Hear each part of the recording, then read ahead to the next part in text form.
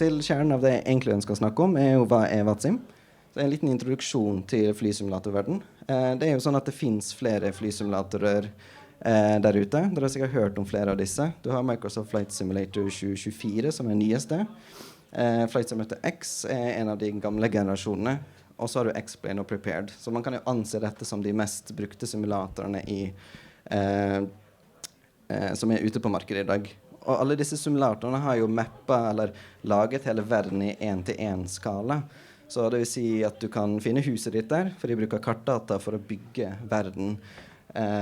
Så det er jo det folk ofte gjorde, spesielt i 2020 når den første nye generasjons simulator kom ut, og mange satt lenge hjemme.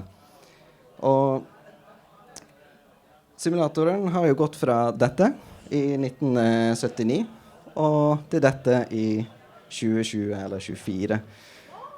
Og det som er interessant er at jeg fant en liten sånn tråd på Reddit som er sånn Is this real or is this sim? Så kan jeg jo ta en håndsopprekning da. Hvem tror at den oppe er ekte? Ingen? Hvem tror den oppe her er ekte? 2, 3. Ja. Den oppe er da ekte. Hvem tror den flyet oppe her er ekte fly? Ja, noen. Den oppe er fra simulatoren. Og det er sånn, dette er noen tall fra en årlig undersøkelse gjort av Navigraph, som har rundt 23 600 svar. Og den viser jo at det er veldig bredt spekter av alder og hvem som driver med dette. Så noen bruker jo dette også som springbrett i sin karriere for å komme seg kanskje inn i en profesjonell verden eller på hobbybasis. Og så er det mange som kanskje har vært pilot før, og så fortsetter de hobbyen, for eksempel i en simulator. Og det er ganske mange som ikke jobber med noe flyrelatert eller har lisens. Så vi ser jo også muligheten for at det er også et hoppbakke for å kanskje prøve seg på en flylapp eller tilsvarende. Og så er jo det gøye spørsmålet på når blir man interessert i simulering med tanke på lisensen, da, de som har tatt en sånn lisens. Så er det veldig mange som har begynt der. Og tingen er at en flysimulatorpilot er jo egentlig alt fra en som har en joystick og en throttle hjemme, til en som bygger en fullskala cockpit kanskje i kjelleren eller i garasjen sin eller tilsvarende. Og hvis man ser også på hvor folk bor, så ligger jo lille Norge på statistikken her. Men det som er gøy er jo at hvis man tar den statistikken og ser på per million innbyggere i landet, så ligger vi ganske høyt oppe. Så det er ganske stor interesse for dette i lille Norge. Så det var litt sånn bakgrunn om flysimulator. Så er jo poenget mitt, ok, men hva er VATSIM? Dere har sikkert sett det eller hørt dette ordet. VATSIM står for Virtual Air Traffic Simulation Network, som ble stiftet i 2001. Det er over 140 000 aktive medlemmer som er piloter eller flygeledere. Du kan jo kalle VATSIM som en multiplayer for alle simulatorene som er ute på markedet. Og på VATSIM så er målet å simulere prosedyrer så på det virkelighetsnært som mulig. Og det vil si at man flyr i kanskje ruskete vær, eller bruker navigasjon, tester ting, og så videre. Og piloter kobler jo til nettverket og flyr egentlig det de ønsker. Om man har lyst til å fly Bergen-Oslo eller Oslo-New York, det er helt opp til deg. Det tar like lang tid i simulatoren som i den ekte verden. Og det er ofte sosialt. Man sitter som en vennegjeng på Discord og prater sammen og litt sånne ting. Når man kommer opp i cruise, altså man egentlig er høyt oppe og venter på å nå destinasjonen, så er det ofte at folk gjør litt andre ting. Og man lærer jo mye underveis. Det er jo mange som har brukt simulator som kanskje en læringsplattform for å øve på prosedyrer mens de tar flylappen, eller at de finner noen gøye prosedyrer de har lyst til å teste seg ut på, selv om at de har lappen fra før. Så det er jo en simulator. Det ligger jo litt i ordet da. Og dette her er da et bilde jeg tok for noen dager siden av det som heter VATSIM radar. Du kan se på det som en sånn flight radar for VATSIM. Så alle disse blå flyene er jo en person som sitter mest sannsynlig hjemme og styrer et fly da. Så på VATSIM-nettverket så har man en rekord på 3200 tilkoblinger, det vil si både flygeleder og piloter som er koblet til samtidig. Men så er det noen som flyr langt, og andre flyr kort, og så videre. Så i dag så har vi blant annet det vi kaller Cross the Pond, hvor man skal fly over Atlanteren. Så det er en av de mest populære eventene vi har på nettverket. Jeg har snakket mye om piloter. Her er et lite skjermdump fra flygeledere. Så på VATSIM så kan man bli flygeleder og koble til Euroscope, som er dette programmet vi bruker for å se flyene på en radar. Du har jo typisk en tårnkontroller som kan se ut vinduet, men veldig mye av flygeledingen skjer også når man kommer utenfor synet som du kan se ut et vindu, og da sitter man ofte mer i et sånt type view.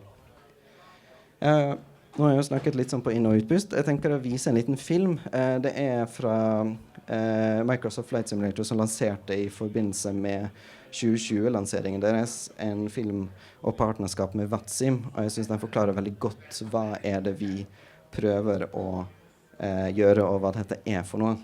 Så skal vi se om det fungerer.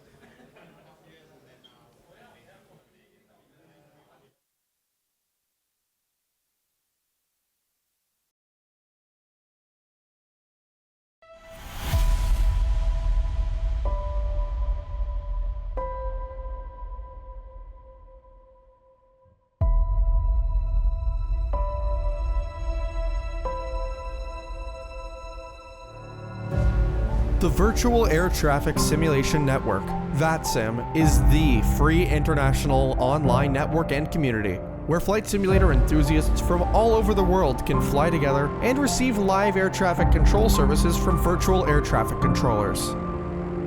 For 2 decades, VATSIM has been the place to go for anyone that likes to add an additional level of realism and professionalism to their flight simulation experience.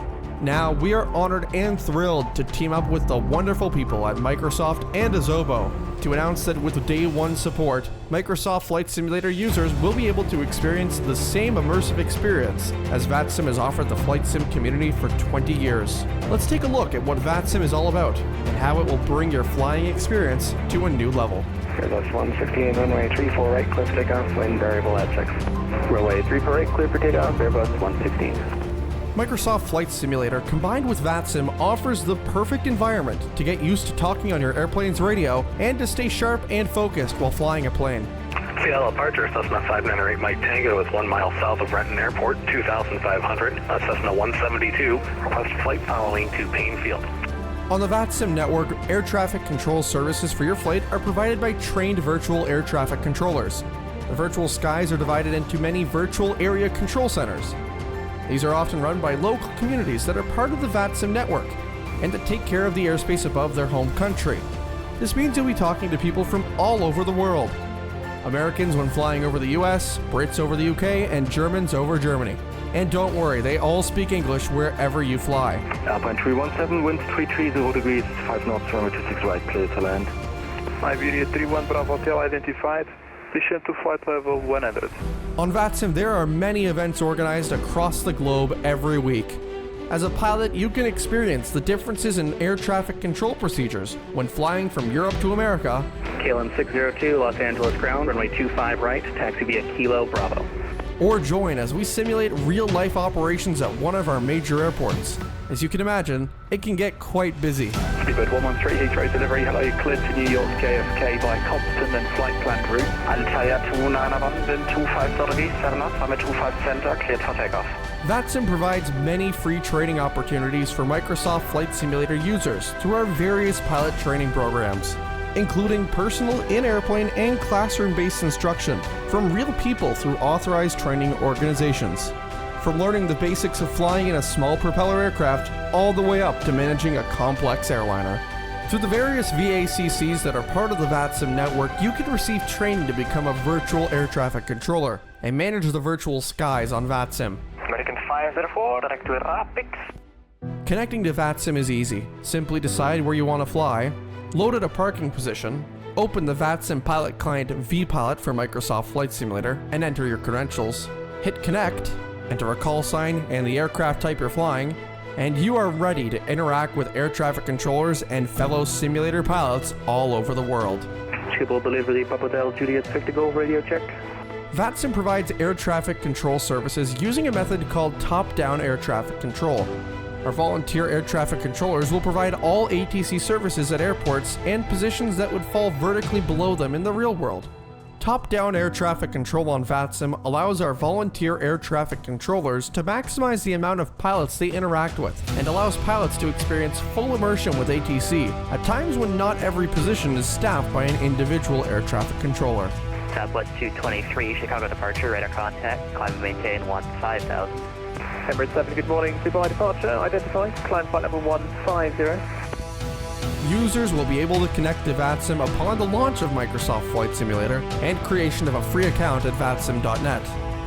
Live air traffic control services from real-world professionals and simulation enthusiasts alike, combined with seeing other pilots connected to the VATSIM network, creates the most realistic virtual environment that simply cannot be replicated offline.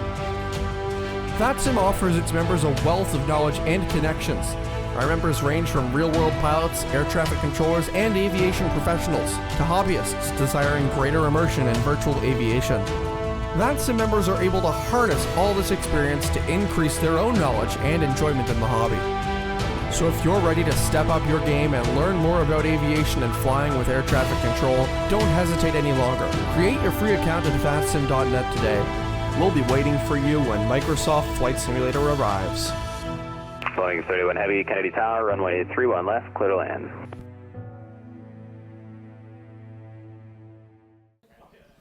Yes, det er VATSIM. Det er et stort nettverk, og som dere så det, så er jo også geografisk inndelt. Så i dag så står vi litt som representanter for VATSIM Skandinavia, som er Skandinavia pluss Finland og Island.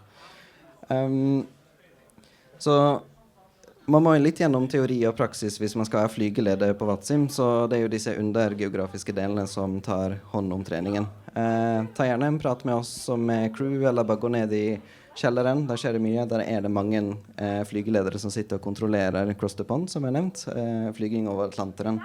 Så står det kanskje litt mer hvorfor det krever litt trening, og man ikke kan bare logge rett på. Så dette er VATSIM. Hvis man er litt sånn nyfiken, så er det jo bare å teste det ut. Det er gratis å melde seg inn og få en konto, og så kan du koble til. Anbefaler gjerne å delta på det de kaller First Wings-eventer på nettverket, hvor de har satt av litt ekstra tid og mulighet til å hjelpe nye piloter å komme litt i gang. Det kan være litt krevende å hoppe rett på en stor flyplass og bli litt bombardert med flygeleding som første vei. Så det var det jeg tenkte å vise. Jeg håper dere har fått et bra innblikk i hva VATSIM er for noe. Kanskje en forståelse. Så sier jeg tusen takk.